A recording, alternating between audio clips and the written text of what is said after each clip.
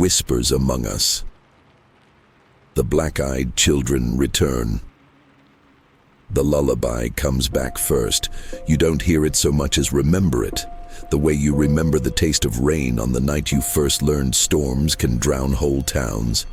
A childish hum drifts through walls that shouldn't carry sound. It skips 3 notes, then waits, then skips 3 again. Perfect little taps on the ribs of memory. You closed the tab months ago, maybe years, vowed the story of black-eyed children was just nocturnal imagination. But their song never agreed to leave. Silence only felt silent because the lullaby inhaled when you exhaled. Tonight something changes. The hum picks up a harmony in your own voice. It curls down the hallway you swore was empty, scrawls itself across the hush between refrigerator clicks and settling beams. You tell yourself houses creak, pipes sing, but pipes don't sing your name. On the coffee table sits a phone you thought was charging in another room. Its screen is dark, but the glass glistens as though a hidden ocean presses against it. A small handprint fogs the surface from the inside. 3 knocks. Soft, polite, exactly like before. In the lacework pause that follows, you realize the air isn't waiting for your answer. It's listening for your attention. That's consent enough. Outside, the clouds hang unnaturally low, bellies pulsing like lungs that forgot which world to breathe. A distant radio crackles through the rain. Then clearly, impossibly, it repeats the sound of your own door opening. Static on an empty frequency. You know the building. Everyone in town does. The old community FM studio at the edge of the river, long boarded and condemned after the flood. Its windows gape like yawns that never finish. Vinyl leaves twist across broken tiles. Once Jonas broadcasted hoaxes here, the skeptic king debunking ghost stories with a grin too bright for 3 a.m. But Jonas is gone. What remains is a single shortwave set still tethered to a leaning antenna.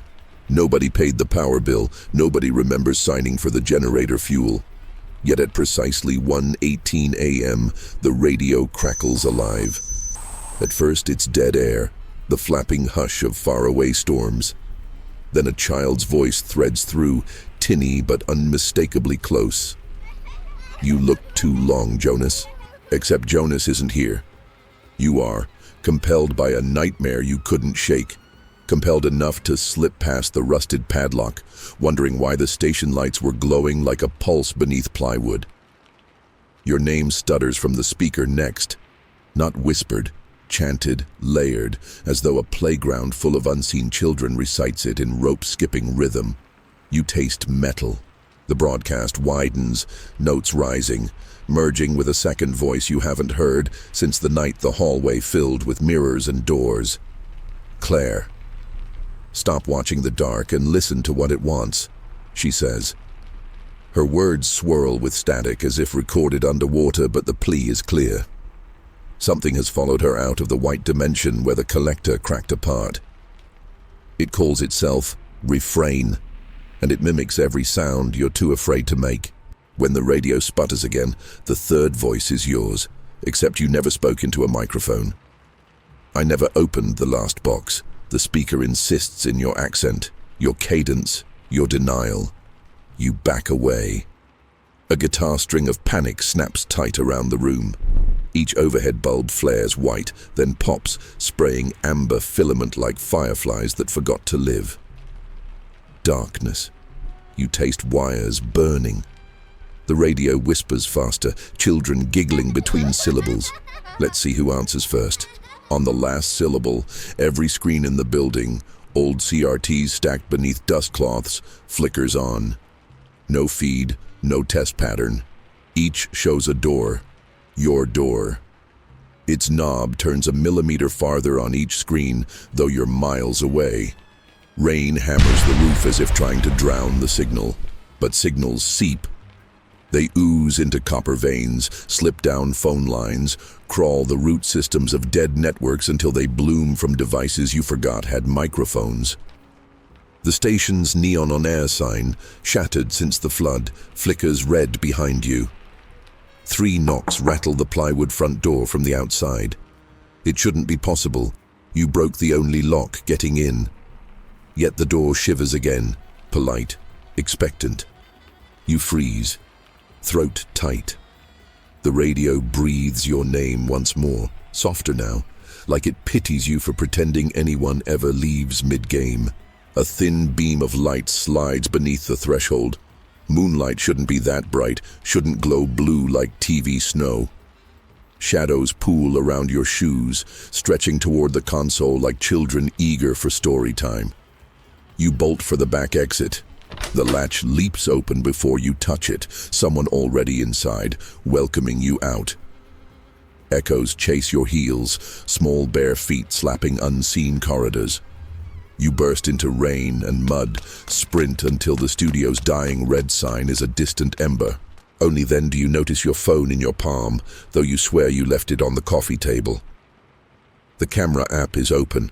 A fresh photo waits unsaved. You standing alone in the studio control room, eyes wide, mouth mid-scream, taken from inches behind your shoulder. In the reflection of the dark glass booth behind you, a pair of children stare. Their eyes are black, but their grins are newborn wide, learning to mimic yours. Lightning freezes the image. In its strobe, you glimpse 3 silhouettes at the tree line, small and patient, as though they did not chase you but shepherded you home. You drop the phone. Thunder swallows the crash. The screen doesn't shatter. It simply turns black, as though falling asleep. A heartbeat later, its speaker crackles with impossible volume. We're inside the story with you now. Tag, you're it. Hide and seek with mirrors. You smash the phone against a tree, but glass never forgets a face once it has tasted it. Shards glitter in the mud like wet confetti, each sliver reflecting a different tilt of your terror. In every fragment, the children stand closer, as if the world inside the broken screen kept moving after you stepped out. Rain gives up as suddenly as it began, drops clinging to branches like tiny watching eyes. Clouds drift apart, revealing a moon that shouldn't be full for another week. Its light pours silver across the empty road back to town, turning potholes into puddles, puddles into portals.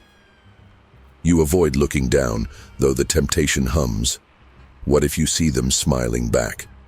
Your car sits where you left it, but both side view mirrors are gone. Sheared clean. Only dangling wires remain, swaying like nervous pendulums. You don't wonder who took them. You wonder when, because you never left the car out of sight. The rear view, still intact, fogs as you close the door. Letters ooze across the glass from the inside, writing themselves in reverse. We see better without them. The key refuses the ignition first try. On the second, the radio springs to life before the engine does. Static floods the cabin, and beneath it, small voices count upward. 1, 2, 3, before resetting, faster each loop. Your headlights flare on their own, illuminating the gully across the road. Dozens of reflective circles stare back. They could be dewdrops. They could be eyes. They blink, and the counting on the radio stops. You slam the car into gear. Tires spit gravel, but the road now stretches the wrong direction, funneling you toward town, though you meant to flee into the hills. Street lamps greet you like tall, skeletal sentries, halos flickering with electrical fatigue. Every bulb hums the lullaby's 3-note pattern. Your stomach twists as you pass familiar houses. Curtains flutter where no windows are open. Children's bicycles lie fallen under porch lights that stutter between yellow and television snow blue. You reach the motel Clare fled hours earlier. Vacancy sign dead. Lobby windows smeared with something blacker than paint, yet still wet enough to drip a slow, viscous tear. You might keep driving, but a shape steps into the road. Clare, soaked to bone, eyes wide but mercifully human. One hand clutches her chest as if pinning something inside. The other waves you down, urgent. You break inches from her knees. Through the windshield she mouths a single word: mirrors. She circles to the passenger side. When the door opens, cabin lights reveal a map of tiny fingerprints dried into her jacket. None belong to adult hands. She slides in, voice raw. They're using reflections now. Screens, chrome, puddles, anything that shows you yourself. Smash everything shiny, or cover it before you look. You nod, dizzy. Who's they now? The children? Claire's laugh splinters. The children were only ever the knock. Something older learned to listen. It calls itself Refrain, like the part of a song that loops because you won't stop humming. She retrieves a bundle from her coat. Car mirror glass wrapped in motel towels. Fracture lines spiderweb the surface, but one triangle remains clear. It reflects nothing. No seats, no ceiling, not even darkness. Only absence. The shard over her heart glows faint blue in sympathy. Every new pair of eyes gives Refrain another doorway, she says. Your broadcast, your accidental broadcast, tempted thousands. They saw the door. Some haven't looked away yet. You grip the wheel until knuckles blanch. What do we do? Find Mara, Claire answers. The locksmith. She built a place she thought was safe. Refrain turned it into a playground. We close her door, we buy time. Close it how? Claire stares out the windshield. Street lamps flicker in harmonic threes, casting marching shadows of kids who aren't there. Yet. With mirrors that breathe in only one direction. Before you can parse that, movement blooms in the passenger side mirror socket, though no mirror hangs there. A liquid eye rolls open in midair, glossy and black, reflecting the child who leans toward the car without leaning. His smile is patient, proud, as though he expected you to invent new surfaces for him. 3 knocks reverberate not on glass or metal, but inside your skull. Claire screams, slamming her hand over the glow at her sternum. The eye recoils as if singed. You floor the accelerator. The eye bursts into splinters of wet midnight, scattering like ink in wind. The road ahead winds toward a blue glow pulsing beyond the tree line. Even from miles out you sense it. Mara's safe place, alive with screens that promise refuge yet hunger for watchers. Refrain's carnival. You drive faster. Claire whispers a litany, names of children maybe, or passwords to doors that once stayed closed. Rain begins again, but the drops are too round, too glossy, reflecting your headlights like beads of polished obsidian. Puddles bloom across asphalt, each mirroring skies where no stars exist, only pinpricks of child black eyes. As wheels slice through them, the radio snaps back on. This time it's your own voice singing the lullaby, each note punctuated by clicks, like a lock testing keys. The safe house looms, a cube of pale light in soaking dark. Dozens of cars parked crooked, engines still ticking, doors ajar. Their drivers hurried inside, fleeing weather, fleeing curiosity. None noticed their side mirrors winking shut behind them like eyelids. Claire's hand finds yours, cold as the shard inside her. Don't meet their gaze, she says, but let them see enough to follow us in. You squeeze her fingers, though you doubt she feels the reassurance through numb skin. Together you step from the car. Water sheathes the ground like glass polished by fear. Each footfall sends ripples across a night sky trapped under your soles. Children's faces bloom in those ripples, not risen yet, merely practicing. Claire lifts the bundle of broken mirror, holding its empty face outward. The shard drinks the glow of Mara's stronghold until nothing reflects but the possibility of an end. Inside the safe place, something knocks back, once, not 3 times, an impatient invitation. You push the door open anyway, the locksmith's lost boys. The safe place thrums like a heart that forgot which body it belongs to. Fluorescent panels coat the concrete foyer, cold light pooling across walls tiled with overlapping screens, phones, tablets, laptops, television sets, each frozen on the same grayscale image of an open field at night. Windless grass boos in invisible currents, and at its center stands a door with no knob, no hinges, nothing to hold it upright. When you blink, the field is empty, then full of children, then empty again. The switches happen between heartbeats. By the time your eyelids lift, you can no longer swear which frame is real. Cables snake everywhere, taped across floor seams like trip lines set by an impatient hunter. The safe place's promise of no reflections dies in the glass of half-assembled security cameras, in puddles seeping from the rain-soaked crowd who fled here. You recognize some faces: locals, truckers from the highway, a family in vacation t-shirts, all clutching thermoses of emergency coffee, Mara's helpers shoved into trembling hands. They huddle in corners, backs to walls, careful not to face the screens yet unable to look away. Claire moves first. Her voice is soft, but carries. Anyone seen Mara? A man with sitcom dad stubble gestures down a glowing hallway. Workshop. She said she's fixing the lock. Claire thanks him and pulls you along. Her mirror shard, still wrapped in towel, ticks against her ribs like a metronome for dread. Halfway down the corridor, a girl of maybe 9 steps from a shadowed doorway. Damp bangs cling to her cheeks. Water drips from denim cuffs. Her eyes are a warm brown human, and that feels wrong, like seeing a flame without heat. She lifts a finger to her lips, the universal shh, then points at Claire's bundle.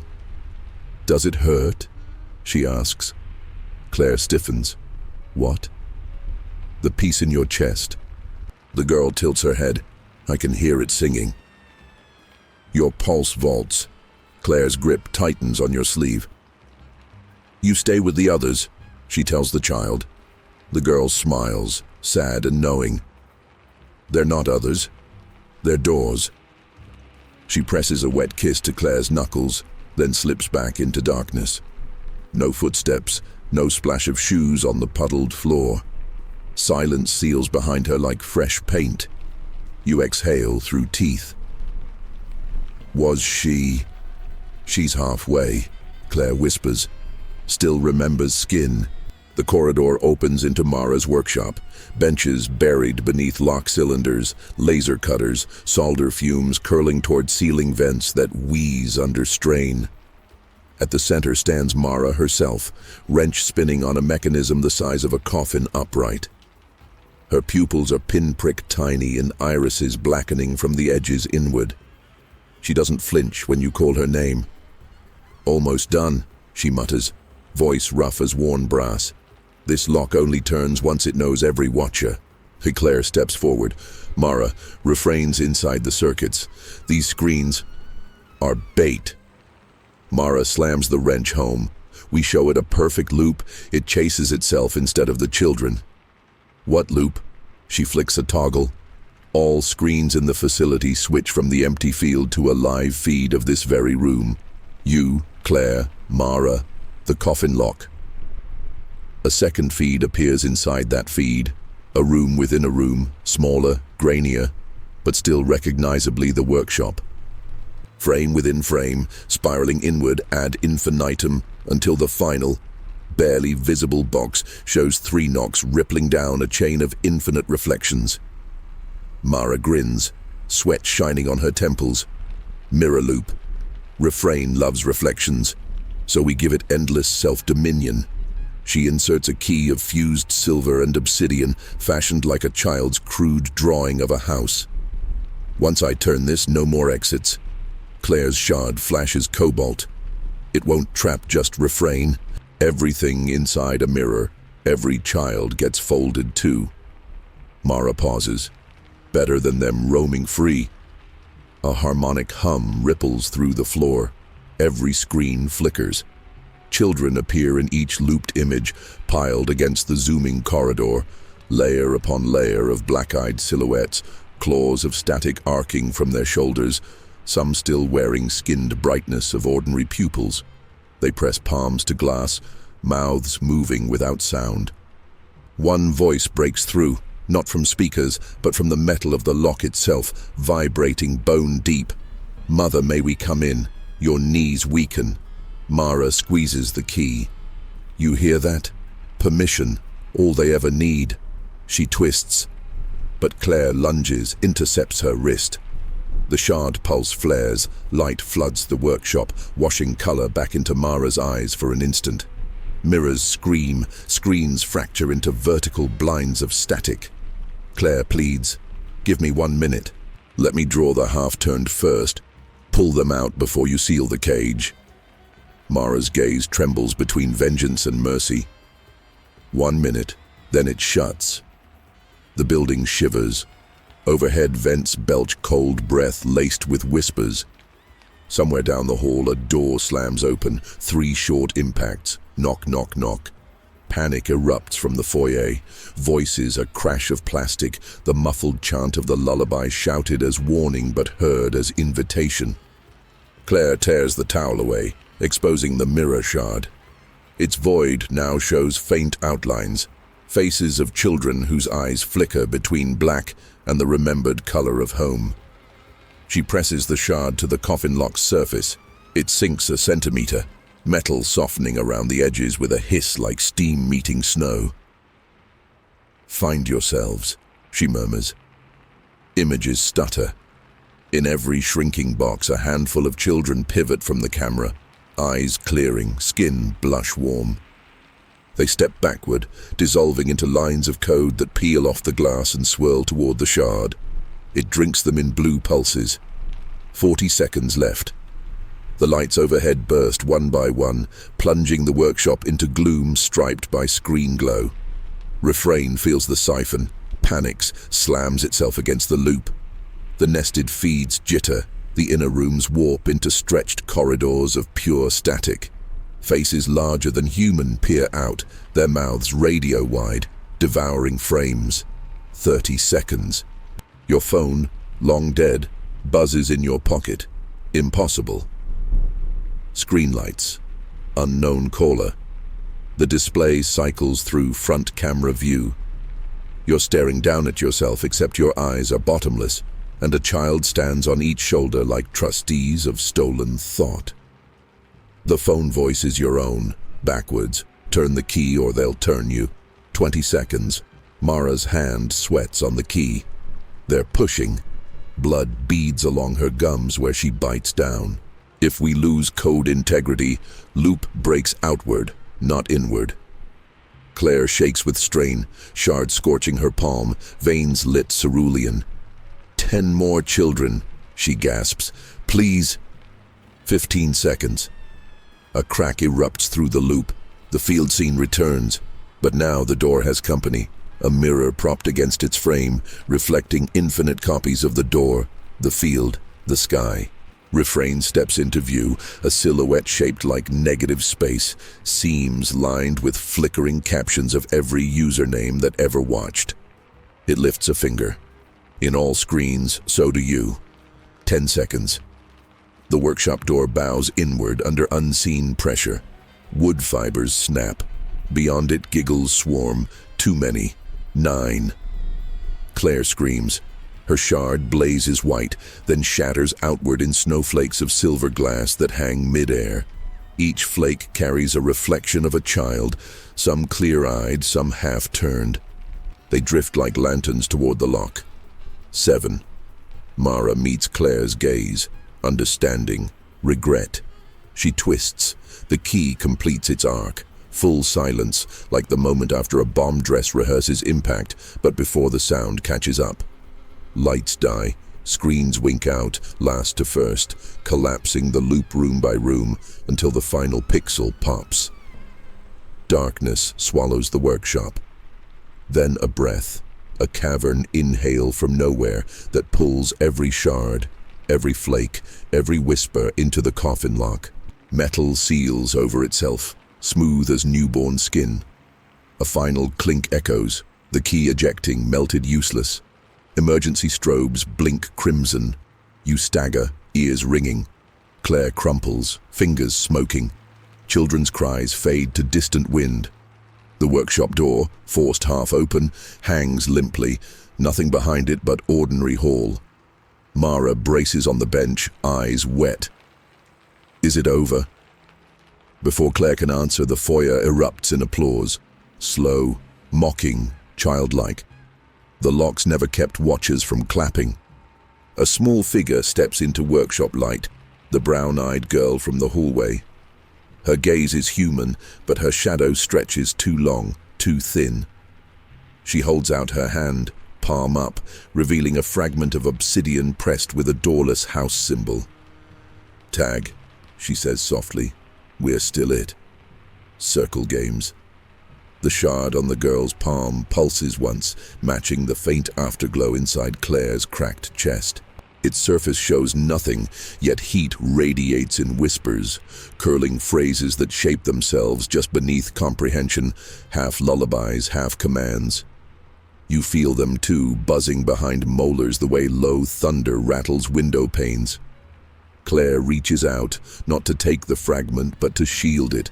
Her fingers hover millimeters above the girl's hand, trembling. "Where did you find that?"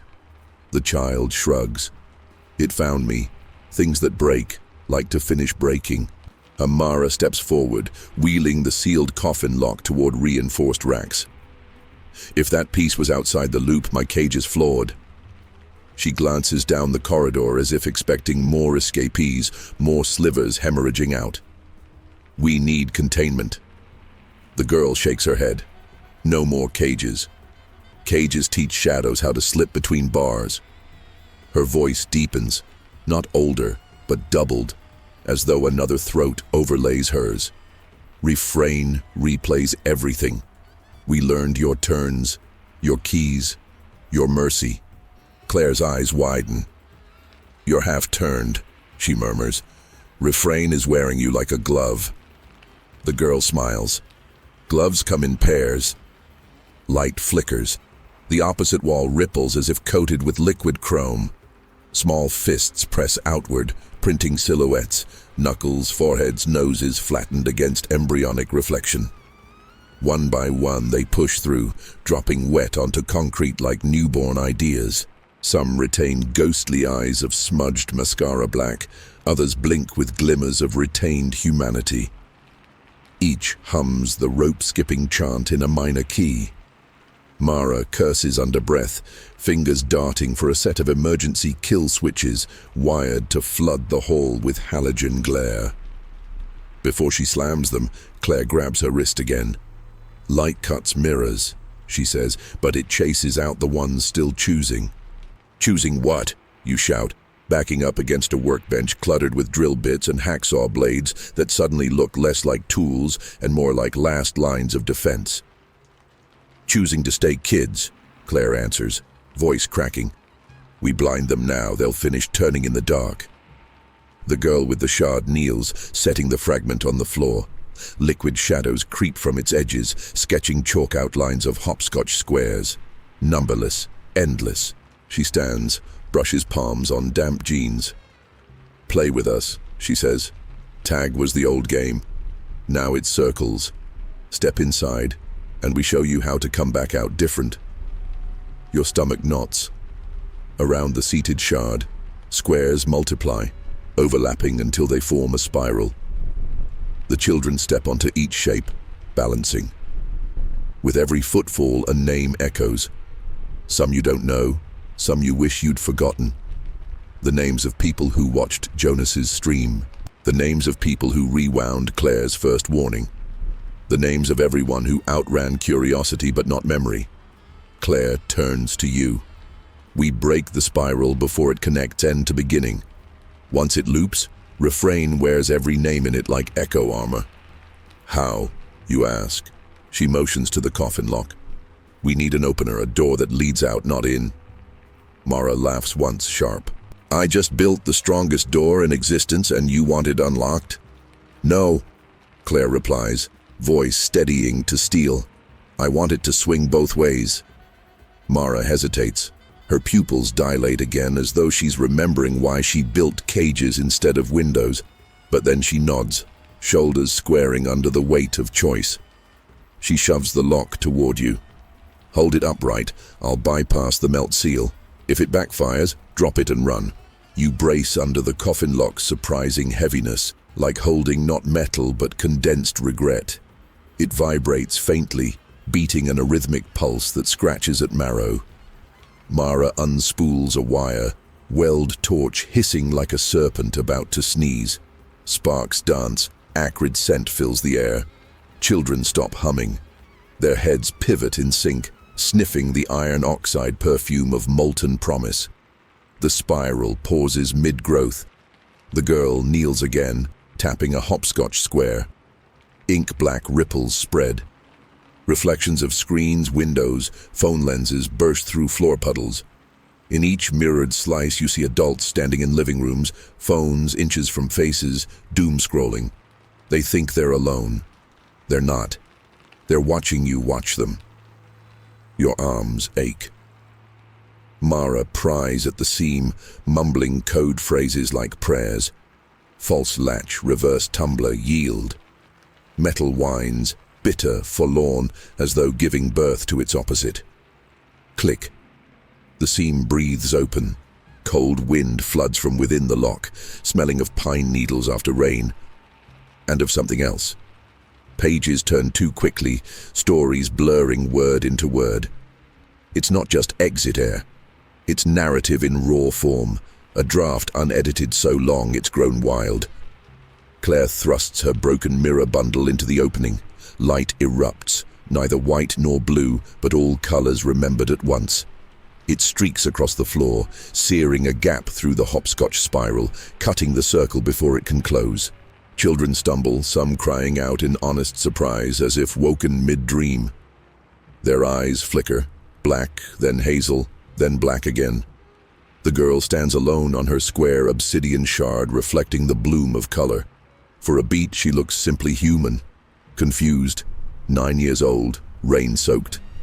Her lower lip quivers. "Can I go home?" she whispers. Before Clare answers, the spiral remnants ignite. Ink surges upward into a crude tower of static, roaring in chords reversed and slowed. It is Refrain, not wearing a child, but wearing the absence of all those almost rescued. A negative of faces. The tower lurches. Screens along the walls explode inward. Glass rains like Arctic sleet. You shield your eyes. Shards cut bare arms. Through the crystalline squall, Refrain extends pseudopods of glitch, latching to every reflective surface still intact. Wrenches, screwdrivers, even beads of blood. The fluid static hardens, yanking the objects into orbit. Clare shouts, "It's harvesting mirrors. Kill the reflections, not the light." You kick over a tray of chrome sockets, stomping gleam flat beneath boot soles. Mara swings an emergency blanket over the welding shield's glass, muffling the polished surface. Yet more reflections spawn, oil slicks on the floor, pupils swollen with terror. Refrain feeds on them all, gaining density. The little girl grips Clare's sleeve. "Let me finish what you started," she cries, thrusting the shard into Clare's free hand. "I'm only half worn. I can still choose." Tears mix with rainwater on her cheeks. Clare hesitates, a heartbeat too long. The girl's eyes deepen, black eclipses iris, and a sigh of relief or surrender escapes her. She lets go, stepping backward into the spiral's broken arc. As her shoes cross the glowing cut, she begins fading, pixel by pixel, like a paused video losing buffer. Clare screams her name, doesn't know it, screams again anyway. The girl lifts a palm in farewell or apology. A final pulse ripples from her form, sending shockwave static bouncing through the workshop. Light bulbs burst, generator dies. Darkness again, but thick with pale embers fizzing off the coffin-lock door still ajar. Somewhere in the dark, Refrain laughs, a dry, tape-hiss chuckle that accelerates into rope-skipping beat. The lullaby begins anew, children's voices joined by warped adult baritones. The circle game continues despite the fracture. It always does. Clare fumbles in blackness, finds your wrist, places the obsidian shard into your palm. It's cool, dead compared to the molten weight earlier, but inside its depths a single dot of light swirls, trapped firefly blinking once for yes, twice for last chance. "We're not done," she whispers. "Circles can be broken twice." Mara reignites a backup lantern. Filament glow reveals the workshop in smoking ruin. Half the screens lie dark, half mirror the tower of Refrain swirling just beyond shattered doorway. It no longer fits human shape. It pulses node to node like a neural map orphaned from a skull. Off-kilter footsteps echo from the foyer. Survivors approaching, or new children? Hard to tell when every silhouette stumbles in sync with the lullaby beat. Clare squares shoulders. "Next game's Red Rover," she says, voice raw but fierce. "We send it right over a bridge it can't recross." She nods toward the backup battery banks lining the adjacent hall, metal cabinets polished enough to hold 1,000 reflections. We open the lock wider, give it a choice of infinite selves until it forgets which is original. Mara's lantern flickers across her weary face. Infinite mirrors. That's not a bridge, that's a cliff. We push it and hope it never hits bottom. You tighten grip on the obsidian shard. Inside its tiny whirlpool of light, the face of the girl resurfaces, neither black-eyed nor whole, just waiting, caught on the cusp of decision. Your chest ignites with fragile resolve. Outside, Refrain gathers like a storm made of glitch and memory, its roar now disguised as wind against the safe place walls. The lullaby counts down. 1, 2, 3, knock. You step toward the open coffin door, heart hammering, shard raised like a lantern of its own. "Then let's build a cliff," you say, voice trembling but loud enough for stories to overhear. "And teach shadows what falling feels like." The storm inside the safe place thickens, yet the air beyond the ruined workshop holds a hush so total it might be waiting for your next breath to decide whether to echo or disappear forever. You and Clare drag the coffin lock into the hall of battery cabinets. Fluorescent tubes overhead flicker, their dying light strobing the metal into silver-white mirrors. Each cabinet door, freshly polished by the maintenance crew who believed in safety through cleanliness, throws back a perfect reflection of you, except in the nearest one your eyes are already black. Clare whispers a plea to ghosts who might still be listening. "Not yet." Mara skids in with a dolly loaded in makeshift chain. Spare monitors, an old rear projection TV, even a jukebox faceplate scavenged from the lounge. Anything reflective becomes a tile in the bridge you're building to nowhere. Sparks shower from her welder as she tacks screens edge to edge, creating a throat of glass that funnels straight to the coffin lock's yawning mouth. Behind you, the lullaby sharpens into rope-skipping cadence. With every beat, a child steps from shadow, eyes glossy pitch. They line up across the hall, fingers linked, an unbroken human chain. Red Rover rules require 2 sides and 1 invitation. Refrain, swirling behind them like a cloak made of dropped frames, waits for your move. You start the chant, because someone must. Red Rover, let the mirror cross over. Instantly, Refrain rushes, compressed static surging into the corridor. The children bolt forward too, arms straight, chain tightening. A tidal mass of glitch, laughter, and stolen recollections hits the first layer of mirrors. Light detonates across the corridor. Reflections multiply.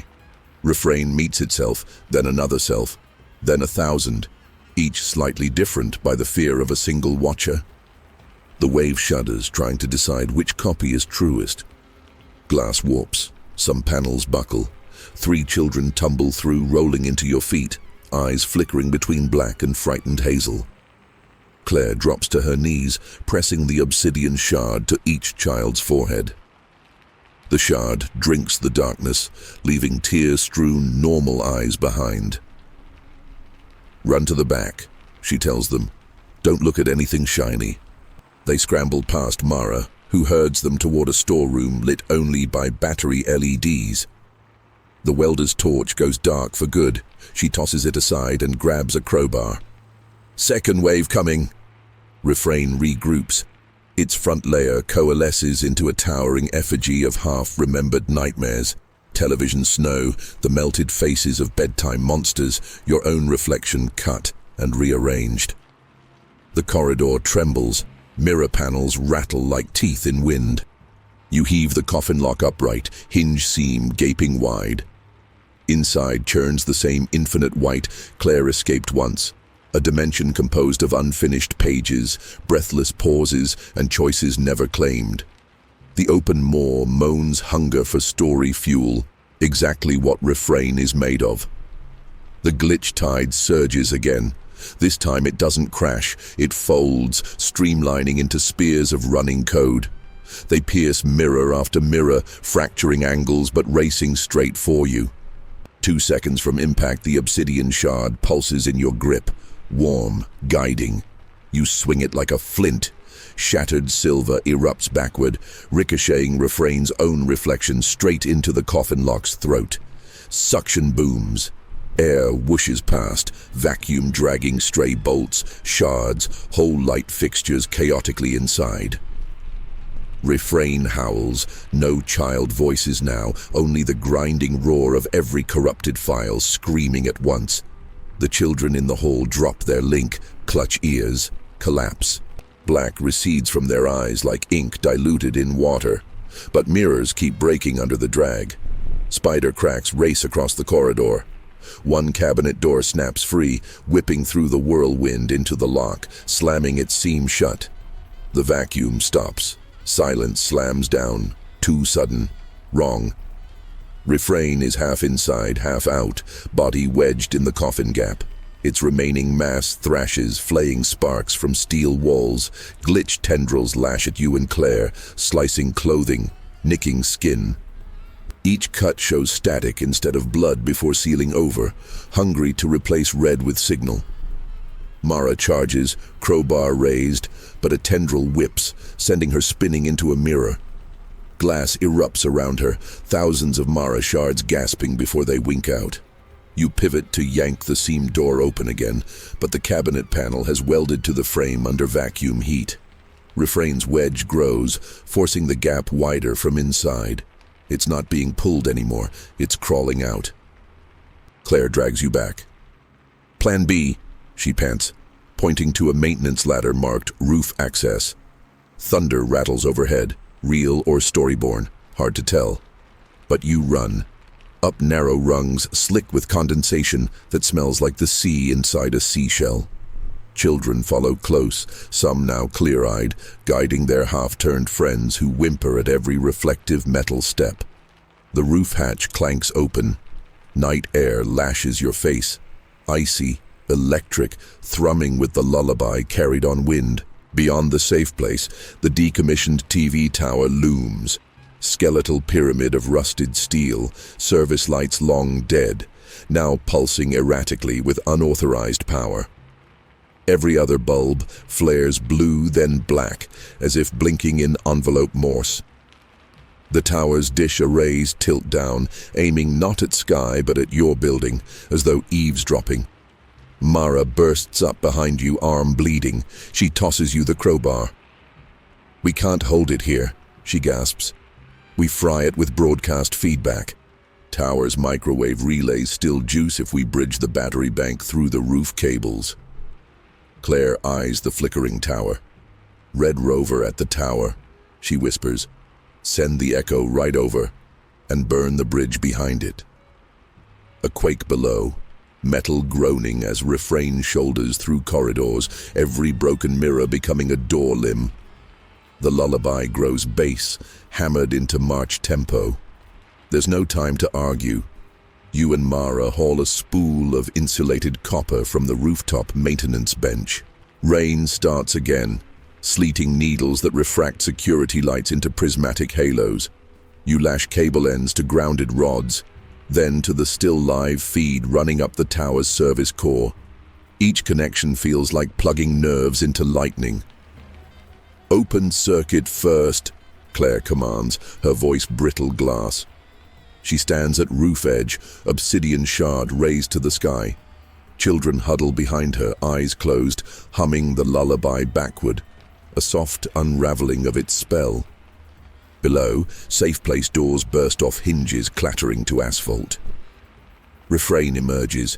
Its body is now a cathedral of mirror panels rotated inside out, corridors of glitch glimpsed through each square. Every step buckles pavement, warping gravity a meter around its feet. Streetlights bend, bulbs popping in cascades of sparks. It looks up at you perched roof ridge and laughs, 800 voices clipping through codecs. Red Rover, Red Rover, it booms, let your courage cross over. Clare answers, whisper amplified by shard into thunder. Come and take it. Refrain leaps, impossible trajectory, landing halfway up the tower grid. Steel beams glow with corruption, paint rippling down them like tears turning to rust. It climbs, a shadow becoming antennae. You jam crowbar into the battery disconnect.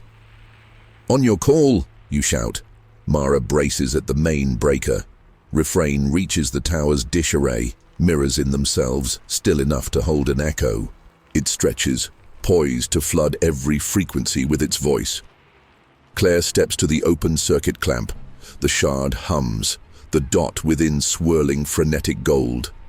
Lightning spiderwebs across low clouds, illuminating Refrain's silhouette against a boiling sky. Each fork reflects in its mirrored hull, multiplication of light fracturing into unknown signatures. Clare meets your eyes. No fear, only determination forged in a hallway of doors. Now, you slam crowbar forward. Mara throws the breaker. A roar like planets grinding erupts. Blue-white current arcs from battery racks through copper snake races up tower piping. For one heartbeat, every screen in a 100-mile radius flicks to pure white. Sound dies. Even rain pauses, droplets frozen midair like beaded mercury. Then light inverts. Tower becomes silhouette darker than night, shot through with internal starbursts. Refrain's loops imploding inward. Mirrors blacken, collapse, devour themselves. The dish arrays peel like petals in a solar flare. Static whale song reverberates, dropping octaves until inaudible. The storm cloud above swirls funnel down, vacuuming the remains into a singular flash that blanks out sight. Silence follows, the authentic kind, more terrifying than noise. Rain resumes gently. The tower stands smoking, limbs sagged, but intact. No glitch, no children on its rungs. Back on the roof, Clare sways. Obsidian shard in her palm, now clear quartz, dot extinguished. Bridge burned, she murmurs. Mara slumps against a vent stack, bleeding but breathing. Did we win? From the ruined hatch below, a small voice answers, echoing, circles don't end. They wait. You whirl. On the wet rooftop, a puddle has formed near the drain. In it floats a paper boat folded from mirror film. On the sail, finger paint streaks spell one line. We'll play again when puddles turn to glass. The moon emerges, full and wrong. Its reflection pools in every wet rooftop crater, glinting like freshly polished eyes. Mother may why. The paper boat dissolves under the soft rain, its mirrored skin breaking into rivulets that slither toward roof drains like eels made of liquid chrome. You watch until every shimmer vanishes and only ink-black water remains. Down the ladder, the safe place groans, a building breathing out panic after a marathon nightmare. The surviving children gather in the foyer, some holding blankets, others clutching one another's sleeves. None of them hum now. Their silence feels neither haunted nor relieved. It's the silence of a playground emptied by sudden thunder, still waiting to decide if recess is truly over. Clare kneels by each child, touching cheeks, checking pupils with a flashlight scavenged from Mara's kit. Most eyes are wholly human again, but a few linger on the edge. Irises rimmed by faint crescents of darkness that dilate whenever reflections pass. She memorizes their names, writes them on her forearm with a scavenged marker. Anna, Jason, Mirella, Tom. Ink beads in rain, blurring the letters until they resemble the hopscotch spiral's broken squares. Mara stitches her torn arm while you sweep shattered glass and hang blackout tarps over cabinet doors. Exposed metal surfaces receive duct tape X's, a makeshift binding spell. Each hiss of tape sounds like a whispered dare. Generators sputter back to life one by one, but the building refuses to warm. Refrain's echo lingers in the air vents, a chill that smells faintly of ozone and old VHS tapes. You picture those tapes twisted in storage bins, magnetic ribbons curled in loops, eternally replaying what they once recorded. Looping is just remembering without permission. Refrain may be gone, but the loops it birthed wait like dormant seeds. Nearly dawn. Beyond broken lobby windows, morning fog drifts over parking lot puddles. Every glossy sheet of water mirrors a sky still bruised by stormlight. A sky where the clouds are shaped exactly like children's eyes. Maybe coincidence, maybe warning. Claire joins you behind the reception desk, unfurling a crumpled map of radio repeater sites around the county. She traces a finger along a red penciled path toward the city. "We cut off Refrain's megaphone, but not its whisper," she says. "It'll hunt screens too small to see, surfaces too quick to notice. Phone filters, AR lenses, anything that swaps eyes for black circles." Mara wipes sweat from her brow, leaving a soot smear. "I built Safe Place to be mirrorless and reflection-proof," she mutters. "Turned out the safest shape was a question mark." You almost smile. Unless curiosity answers itself. Claire flips the map, revealing a printout of a trending app, iFi. Cartoon icon, a cutesy face with exaggerated anime gaze. A tagline promises, "Turn those dull orbs into mega-cute peepers." The demo shows users pointing phones at pets, friends, themselves. Eyes enlarge, colorize, or blacken. She stabs the flyer. Mara's livestream infused Refrain into code. Someone repackaged it as a viral filter. It incentivizes users to stare directly at their screens, repeat selfies until the algorithm finesses iris pixels. Every share invites the lullaby in miniature. Individual loops, micro doors. Mara whistles low. Mirrorloop shrunk down to pocket size. Claire rolls up the map. App's servers are downtown, old data center under the closed mall. Refrain hasn't found large reflectors there yet, but once morning hits and kids spam the filter before school. The foyer television, now only a blackened frame, sputters. Speakers emit one pop like a child's bubble bursting. Then a chorus of young voices spills out, glitchy yet sing-song sweet. "Mother, may I take a picture? Mother, may I change my eyes? Mother, may I cross the mirror? I'll be quick. I'll be quiet. You won't even notice me inside." The screen stays dead, but the voice loops again, softer each cycle, burrowing into the spaces between heartbeats. Children in blankets yank hands to ears. A panic tremor shivers across the group. Mirella, one of the half-turned, murmurs along with the refrain, eyelids fluttering as though the song threads itself through her dreams. Claire snaps fingers in front of Mirella's face. The girl starts, irises flicking back to brown. She whispers, "The phone at my house kept updating itself. It said the new filter would make me pretty." Tears follow. "Mom tried it first." You swallow acid. We go to the mall. Mara gathers a bag of tools, bolt cutters, mirrorless tablets, rolls of matte adhesive film. "We'll have to cross half the county. Radio's out." Refrain's voice could be in every passing windshield.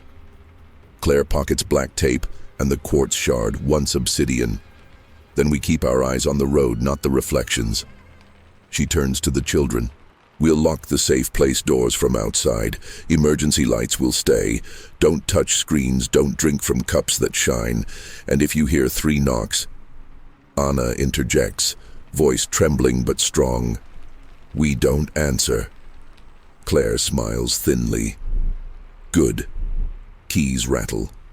You pile into Mara's dented van, windows sprayed with blackout paint, rear-view mirror thrown into the glove box.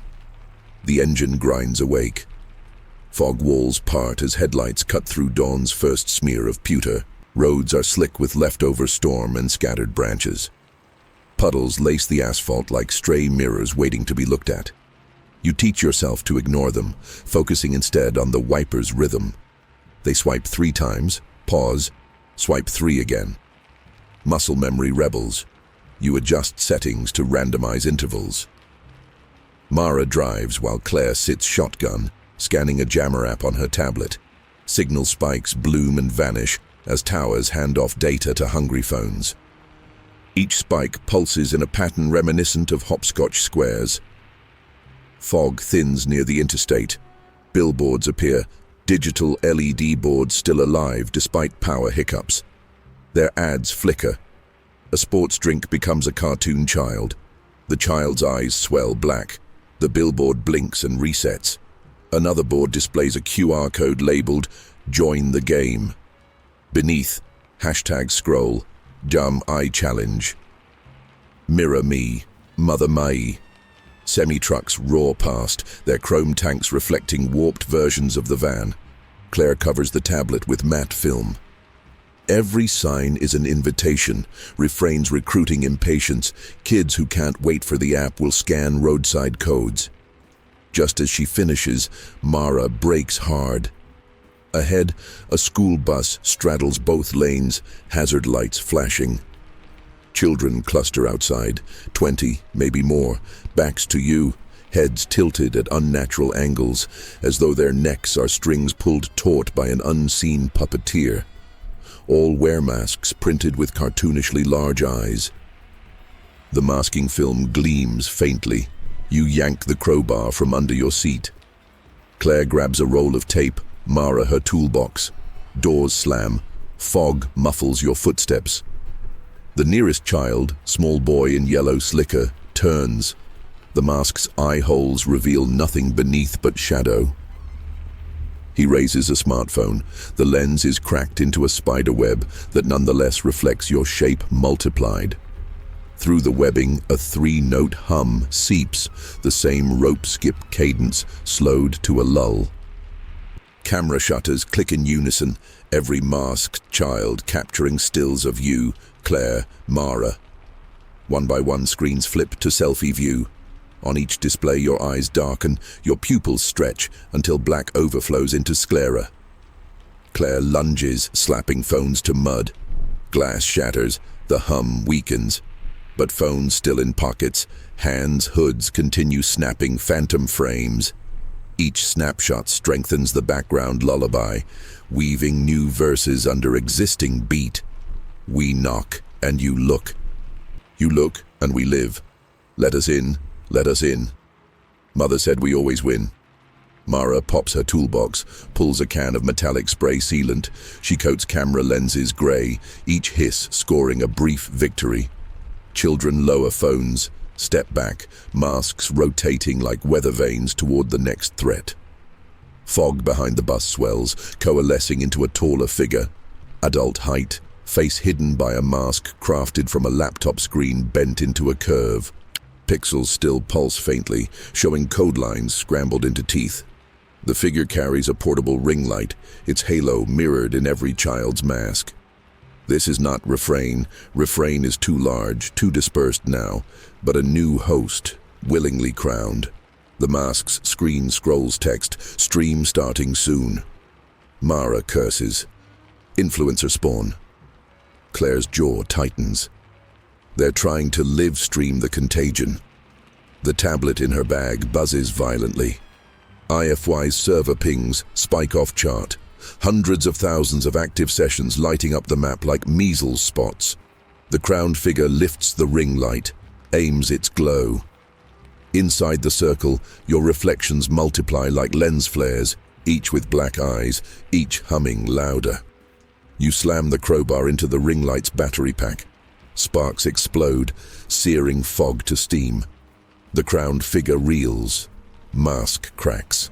Through shattered screen you glimpse normal eyes, wide and terrified, remembering humanity too late. Children stagger, uncertain. Some rip masks away, crying. Others press hands to faces as though feeling for seams. The lullaby stutters, skipping on a scratched groove. Claire kneels, picks up a discarded phone, wraps it in matte tape. We can't stop installs remotely. We cut the servers. Sirens wail, distant. Maybe police responding to buses' odd placement. Maybe Refrain singing through emergency frequencies. No time to parse. Bus engine idles. Keys hang in ignition. Mara herds freed kids aboard, shouting instructions. You and Claire drag the crowned influencer, now a sobbing teen, toward the steps. Mirrors inside bus have been smashed by earlier chaos, but windows still reflect morning. Quick tape X's streak across glass. Mara guns the engine. Children huddle as you weave between puddles of shattered phone screens. Each fragment flickers once, small eyes blinking closed as battery dies. Van abandoned, bus lurches back onto road. Initiative now. Reach the mall. Kill the data center. Deliver kids to safe place after windows sandblasted opaque. Claire presses quartz shard to cracked mask pieces, whispering forgiveness neither you nor the influencer fully understand. Black pixel dust flows into clarity, leaving plain glass. Teen breaths steady, lullaby's presence vacating lungs. As highway lines blur, you glance into side window's untaped corner. For a heartbeat, your reflection looks itself again, tired, bruised, pinpricks of hope. Then the glass flickers, overlaying an image. Dozens of new children, fresh masks printed with even bigger eyes, waiting beyond next mile marker. Circles never end. They wait. Ahead, rising from fog, the strip mall's rooftop antennas gleam like needles ready to pierce the sky. You tighten grip on crowbar. Red Rover isn't over. It's halftime. Broadcast my name. The strip mall emerges from fog like a beached cruise ship long after the tide forgot its schedule. Once a kingdom of carousel music and soft pretzel perfume, it now slumps behind security fencing, gutted by recession and mold. Only two signs still glow. One belongs to a dollar theater marquee cycling dead pixels across titles no one screens. The other, blinding white against dawn, reads, "Wi-Fi Data Hub, grand opening stream today." Claire parks the bus in a delivery bay where rusted trash compactors lean like exhausted giants. She orders the children to stay low, no headlights, no selfies, for proof. Mara tapes more blackout squares over any remaining glass and hands the eldest kids rolls of matte film. If they must look at screens, cover them first. The crowned influencer, hoodie drawn tight, volunteers for lookout duty, shame and adrenaline forging a fragile courage. Inside, the mall is neither silent nor empty. Speakers embedded in the ceiling tiles hiss with a barely audible chorus. Breaths caught between syllables waiting for their "Mother, may I." Fluorescent bulbs flutter awake one row at a time, guiding you down corridors where vacant storefronts have been draped in foil sheeting. Each drape ripples as you pass, capturing your shapes as blurred silhouettes, with eyes hollowed black by warping reflections. At the food court, a pop-up stage has been erected using phone store kiosks. 20 ring lights, identical to the one you smashed, encircle a central platform where a towering monitor displays a loading bar labeled Global Mirror Sync. Under the progress line, scroll user counts that tick upward too fast to be real. Behind the monitor, glass elevators ascend to the second-floor offices repurposed as Wi-Fi servers. Their shafts glow the same neon blue that once surged through Mara's safe place, a color that now reads like hazard tape for reality. Claire scans the stage. We overload the upstream first. If the feed breaks, the filter loses command and control. Refrain can still copy, but only locally, no hive mind.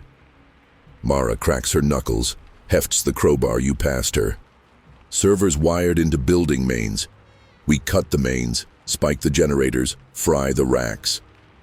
You watch escalators frozen in mid-ascent, treads dusted with QR code flyers. Each code prints an infinite black eye inside the square, pupil oblivion twisting outward.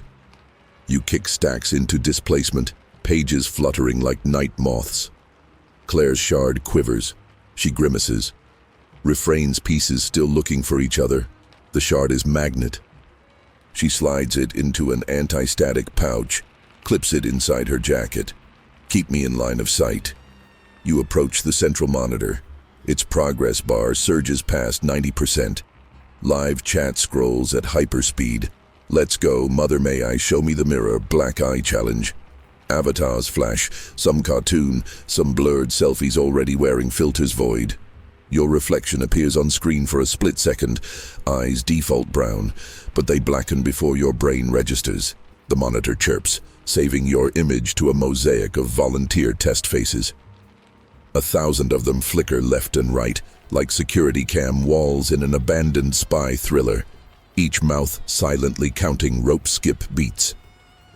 Mara rips out an HDMI cable the thickness of your wrist, sparks arc, chat slows, glitches. She yanks the next cable, monitor dims, progress bar stalls at 98, ceiling speakers crackle. Children's voices descend in Doppler wave. Mother, may I see your courage? Mother, may I taste your light? Mother, may I cross the server? I'll be quick, I'll be quiet. You won't even miss your sight. The foil drapes across storefronts billow outward, static builds. Shadowy child forms press against the aluminum sheen, deforming reflections into screaming smudges. Their eyes glow like dial-up modems at midnight. Clare pivots. Generate interference. She slams her hands onto the keyboard of an abandoned kiosk, fires up Mara's jammer app. Frequencies spike, the lullaby wavers, pitch sliding, storefront drapes relax, for a breath. Then Refrain adapts, voices now modulated through an auto-tune rasp that crawls your skin. Escalators jolt awake, grinding upward, powered by phantom electricity. On each step, a new reflective mask lies folded, printed with cartoon eyes. The steps deliver wave after wave of makeshift faces toward the ring light altar. Enough, Mara growls. She sprints to the service elevator, crowbar raised like a banner. You follow, covering corridor angles. Clare remains at the monitor, code streaming over her fingertips, rerouting traffic to a loopback sinkhole that chews data and spits null. Inside elevator shaft, the hum is bone deep, a generator heartbeat beneath concrete. You pry the doors manually. Stale heat wafts out. Down arrow glows blood red, refusing to call the lift. Up arrow pulses like a distress beacon. Stairs, you say, nodding to an exit door plastered with reflective gold mylar caution tape. Mara slices through tape with a multi-tool. Metallic fragments drift, catching dim light in thousands of micro eyes. They stick to skin, hair, crowbar, mirror dust.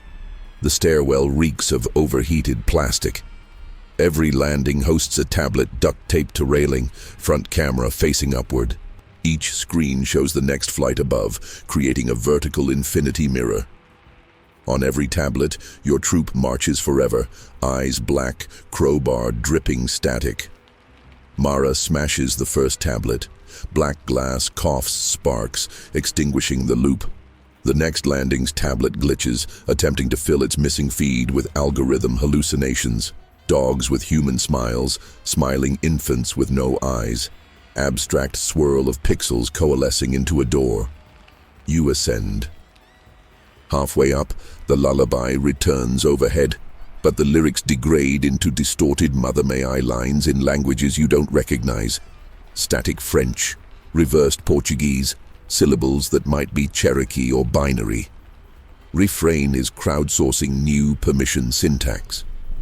At floor 2, walls quiver with bass.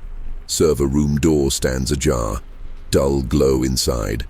Rows of rack cabinets resemble vertical coffins wired with cooling tubes that drip condensation. Every drip forms a puddle on polished epoxy floor, tiny mirrors glinting neon. Mara plants explosive charges crafted from UPS batteries and repurposed spray foam. The plan? Blast coolant loops, flood the servers. Pyrotechnics fear reflection, less than Refrain fears unpredictability.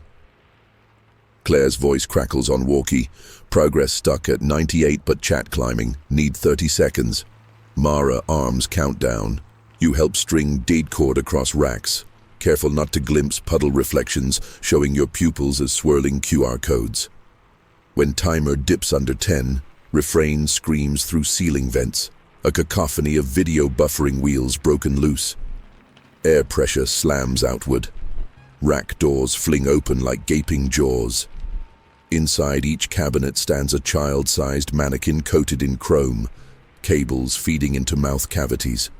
Their heads jerk toward you in unison, mouth speakers barking, "Mother cannot hear you." Mother only sees.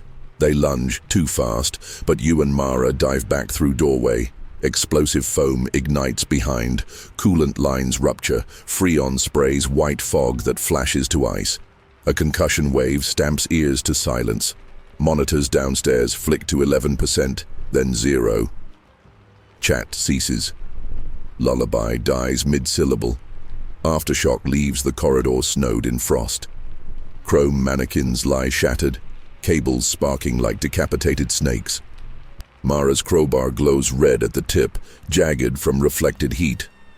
Claire watches from stage, the central monitor still alight, but now blank save for a single line. The mirror is always hungry. Words fade. Screen fractures from inside, glass powdering outward. Downstairs, children's voices, real children, cry, some in pain, some in relief. You hurry back. The ring lights lay smashed, their stands collapsed. Masked kids sit dazed. Some remove masks to reveal normal eyes beneath. Others scratch at pupils rimmed ink black, tears glistening like tar. Claire wraps them in tablecloths, speaks slowly, teaching them to breathe. Mara returns, limping from twisted ankle but grinning. "We decapitated the data serpent," she says. "No app can phone home now." A faint chuckle echoes from vacant corridors, doorway laughter sliding low, then high. Refrain is not gone, just deprived of network skeleton. You shoulder the crowbar, meet Claire's gaze. What's next? She looks at the ceiling where fluorescent panels finally stay steady, no longer flicker Morse warnings. We guide them out through daylight one by one, cover mirrors until storms pass. Then we rest. Mara scans the children, her earlier cynicism hollowed into care. And if storms don't pass? Then, Claire says, we teach them new games, ones without circles. Outside, the sun claws across horizon, throwing copper over wet parking lot. Puddles evaporate into harmless steam. For now, reflections blur beyond recognition. In bus windows, you glimpse yourself and see only a human shape. Eyes their rightful color, crowbar crusted with nothing more supernatural than mud. Claire stands before the children. She hums the lullaby backward, syllables light, hopeful. They echo her, reversing the curse like breathing rainbows back into storm-drained sky. You close your eyes. The world listens. Somewhere in the recesses of the cracked quartz shard, a single point of darkness still glows. Patient, remembering, waiting for the next permission you forget you grant. Mirrorloop. Late afternoon drapes the stripped mall like gauze soaked in amber, yet every polished surface inside now lies ruined or wrapped. Without reflections, the corridors feel half erased, oddly merciful. Generators cough their last lungfuls before settling into silence. Sirens never arrive. No authority steps in to label the chaos, to ask why children in cartoon masks spilled across highway exits at dawn. The story remains your problem, and that matters. Once bureaucracies name a nightmare, it begins to rewrite itself in triplicate, looking for signatures instead of exits. Claire sits on the loading dock curb, tongue caught between teeth. shaping a circle of broken phone glass into a flat spiral on the concrete. Not reflective now, every shard coated in matte spray, but still conductive enough for an idea. She threads spare copper through the spiral, lashes it to the quartz shard. With a solar battery array propped against an overturned smoothie kiosk, she feeds the circuit a trickle of daylight. The shard thrums, faint but steady, echo of the magnet that once called Refrain home. "This is the last mirror," she says. "We let it breathe only one way, out. Anyone still halfway turned can bleed darkness into the coil. They'll keep their memories, not their eyes." Mara raises a skeptical brow but helps anyhow, guiding each child to rest fingertips on the matte spray glass. Those whose irises still hold crescent shadows exhale sharp when the coil buzzes.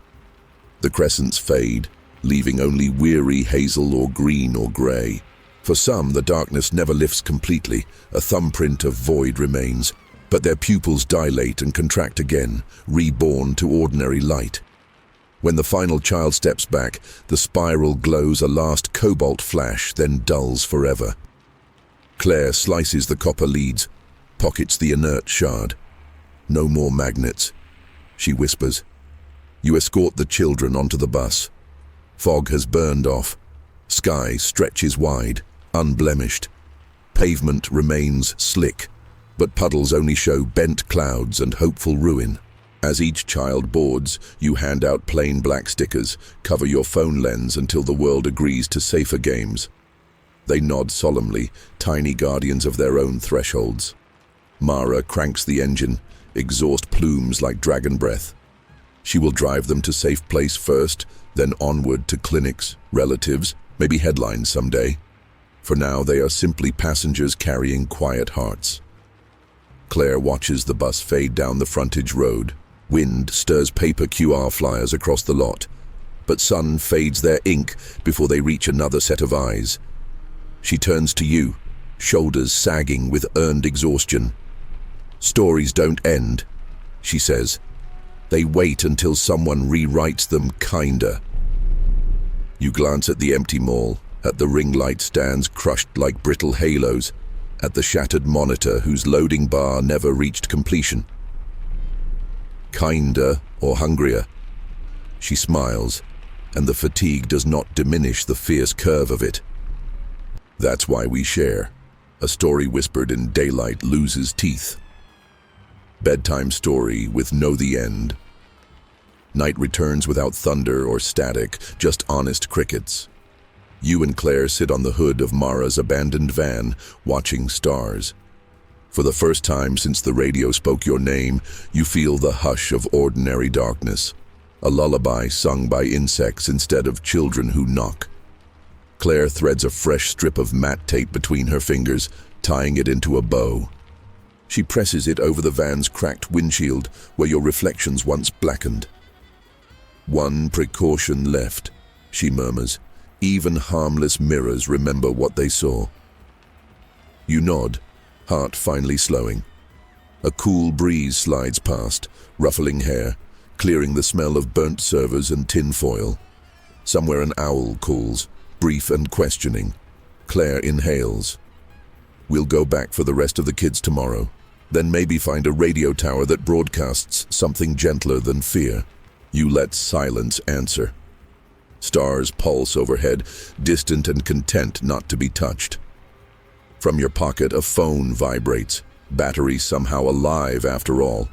You unlock it, front camera opens. The screen shows two people on a van hood, eyes their truthful color, sky full of honest constellations. No filters, no invasive app, just a moment captured raw. Under the preview icon flickers a prompt, share. You hesitate, thumb hovering. Sharing once opened too many doors. But stories sealed away fester. They need daylight listeners to stay small and human-sized. You glance at Clare. She shrugs, offering the faintest grin. "Maybe tell it like a warning wrapped in hope," she says. "And ask them to leave a trace of their own light so the next wanderer finds the path." You tap share, add a simple caption. If the lullaby ever finds you, answer with a song of your own. The upload pings, lost among countless nighttime posts. Yet somewhere, maybe tonight, maybe tomorrow, another listener will hum your melody back, layering strength atop caution. Wind hushes, crickets resume. You pocket the phone, feel no tug of black-eyed magnet. Clare leans her head against your shoulder, relief settling like dew. The sky keeps its mirrors high and tiny, far beyond reach. You close your eyes and rest, certain of only this. Circles wait, but so do stories told wide enough to keep the dark well fed on daylight wonder. If ever the tapping returns, you'll know what to do. Keep listening, keep sharing, keep the lights on for each other. And if this tale lingered with you, let it glow forward. Whisper it onwards, yes, but with your own verse added, softer, braver, bright enough that when the children come playing again, they'll find homes already full of kindly reflections. The night exhales, the credits of silence roll, and somewhere, safe behind taped-over lenses and dimmed screens, tired eyes drift to sleep, dreaming of games where everyone wins by morning's light. Dawn blushes the eastern horizon, and you feel the first honest yawn you've tasted in what seems like forever. Yet the air still hums with the tiniest residual chord, an after-ring of that lullaby, softer than a mosquito, burrowed so deep in the bones of morning that only those who once opened a door can notice. Clare notices. She tilts her head, listening, and answers with a new counter-melody.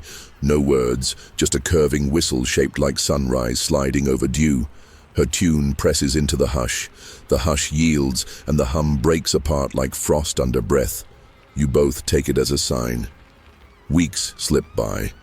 Mara rewires the safe place so light pours in through sand-blasted skylights, no reflections, abundant sun. Children come in shifts for counseling, for laughter therapy, for long chalk murals across matte-painted floors.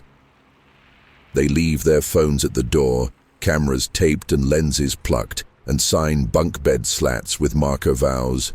I will never knock alone. I will teach new games. The crowned influencer streams again, now against a burlap backdrop that swallows glare. They talk about digital hygiene, the cost of curiosity, how horror mutates when we build it mirrors. Their viewers spike, not from fear but from recognition. I saw those masks, they say in chat. I heard that lullaby. Confession becomes inoculation. Each shared story rubs the lacquer off mystery, dulling its bite. The i5 filter vanishes from storefronts and app lists, but urban legends evolve. Somewhere a bedroom whispers of a new challenge. Turn your webcam into a black-eyed oracle at 3 a.m. Kids test it. Roll eyes when nothing happens. Forget to notice the reflection in the blank monitor glass that lingers half a beat late. Not all loops die in the first fire. And so you and Clare keep driving the county loop in Mara's patched-up van, now nicknamed the tape dispenser, for its utility belt of matte rolls. You talk at libraries, at coffee shops, at bus stop benches where teens compare filters. You bring handheld projectors fitted with polarizing screens so no one glimpses themselves during your cautionary show and tell. The projector hums, no images shown, only stories recited aloud, voiceover style, demonstrating that a tale can live fine without a mirror. At every stop, Clare ends the session the same way. She holds up a fragment of silvered glass, smoothed edges, fully opaque with soot, and says, "If a picture ever asks to borrow your eyes, lend it your voice instead. Speak the ending you want. Stories are hungriest when we fall silent." Audiences sign notebooks, promising to dim screens at night, to unlearn reflexive selfie checks, to leave 3 knock jokes unanswered. You know not everyone will keep the pledge. Yet each pledge is a small brick in a daylight wall, and walls redirect shadows even when they cannot imprison them. Late one evening, you gather on the safe place roof. Clare, Mara, Anna, Jason, Mirella, Tom, and a dozen others formerly touched by Mirrorloop. Someone drags out a second-hand telescope with zero metallic shine. You tape its rim for good measure, then watch the Perseid meteors scorch velvet sky. Streaks fall, none reflect except on retinas that sparkle hope. Anna counts every third meteor allowed, just to prove that threes can be a blessing too. Jason jokes he'll start a channel teaching reflection hygiene, and the roof crowd laughs, the sound rising like summer lilacs lifted on warm currents. When the last meteor fades, Claire clears her throat. She glances at the smartphones everyone still carries, speakers muted, lenses sealed. Her voice drops to that low, confiding register once reserved for midnight warnings. "Here's where I ask something back," she says. "Keep telling this story, every messy version, every hopeful remix, because forgetting invites the knock all over again. If the story helped you feel less alone, pass it on. And if you share it where others can click play, let your final line be a lamp for the next traveler. Tell them where to find us. Tell them they're already part of the circle. But a circle of guardians, not victims." Faces glow in starlight and muted phone backlights. Someone types the words into a notes app. Like, comment, and subscribe so the light never goes out. They add a link, because even warnings need well-lit doorbells, and hit post. No child giggles from the dark. No mirror ripples awake. Just the hush of a night that has learned new lullabies made of whistles and meteor trails and duct tape X's shining silver in moonrise. If you are listening now, if this voice has found you between playlists and push alerts, remember that stories feed on attention, but they also feed attention back into us. Use that fuel. Close unnecessary mirrors. Turn curiosity into craftsmanship. Whisper the tale forward in your own cadence, but with daylight folded inside each syllable. And should 3 polite knocks ever disturb your quiet again, answer first with daylight laughter. And a strip of black tape ready in your pocket. If the echoes of this journey kept you company, leave a footprint for the next traveler. A thumbs up, a comment about the brightest meteor you've ever seen, a tap on the subscribe bell so the porch light of this channel stays burning. Not for numbers, but for presence. For proof that someone is awake when another knock arrives, because the black-eyed children still wander and circles still wait. But so do we, armed with tape, stories, and songs in keys the dark has never learned. YouTube description. Whispers among us. The black-eyed children return, a forgotten radio frequency, a mirror-proof bunker that turned into a playground for shadows, a viral eye filter that invited something older than nightmares into every selfie. Tonight's long-form sequel plunges you back into the chilling legend of the black-eyed children. Only now they've learned to travel through reflections and ride the glow of your own phone. Follow Claire, Mara, and a busload of half-rescued kids as they battle Refrain, the collector's vengeful echo that feeds on screens, streams, and the curiosity we can't resist. What to expect? An 80-minute voiceover guided descent into Mirrorloop territory, best experienced after dark with headphones. Urban legend twists grounded in modern tech, livestream curses, viral filters, and rogue smart billboards. A finale that turns Red Rover into an electrical exorcism at an abandoned data center. Subtle lessons on digital hygiene, because sometimes the scariest monsters are the ones we invite in with a tap. If this story keeps your porch light burning a little longer tonight, help us keep the circle of guardians bright. Subscribe, it's free and it feeds the light. https www.youtube.com channel UCK FCEDMFLCO IRL2FPLVREW sub confirmation 1. Like the video to dim the power of the dark mirrors. Comment the strangest reflection you've ever seen. Your story might protect someone else. Share with a friend who scrolls after midnight so they know which knocks to ignore. Black-eyed children, Mirrorloop, horror story, creepypasta, crazy, real horror stories, digital urban legend, late night stories. Subscribe